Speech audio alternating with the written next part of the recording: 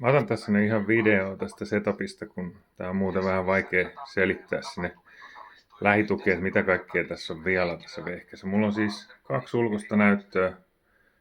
Toi reunimainen on nyt kiinni HDMI:llä ja tää keskimmäinen tulee telakan kautta DisplayPortin liitännällä.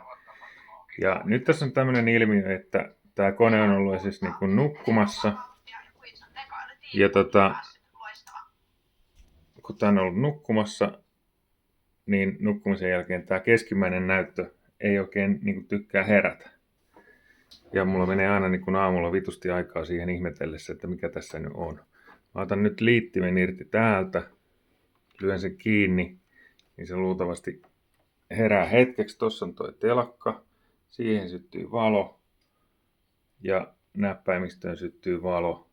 Ja pikkasen aikaa se kuvittelee, että silloin tää keskimmäinen näyttö, pam, noin saman tien se sammui siitä.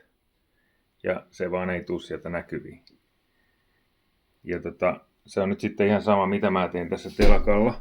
Mulla ei ole tässä enää nyt kiinni kuin näppäimistö ja toi DisplayPortti toiseen monitoriin. Että tämmönen kauhea tiiliskivi ja oma virtalähde sille, että mä saisin välillä ton toisenkin näytön tästä näkyviin. Jos näytöissä ei ole mitään vikaa, ne toimii ihan mainiosti toisella koneella, sen toisen koneen omalla telakalla. Ja sitten kun toi näyttö toimii, niin siinä on vielä sellainen ilmiö, että tää hiiri,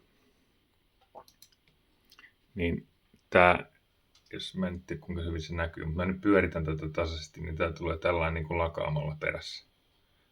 Välillä se toimii tässä päänäytöllä hyvin, jos mä otan täältä taas tämän telakan irti ja pyöritän nyt laatalla tässä näin tässä samalla, niin nyt tää pyörii niin kuin ihan nätisti tässä mukana.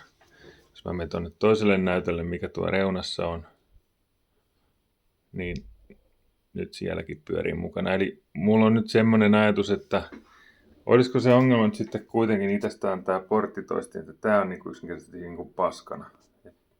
Tässä on jotain niin kuin ongelmia noiden näyttöjen liittimien kanssa tai jotain muuta tämmöistä.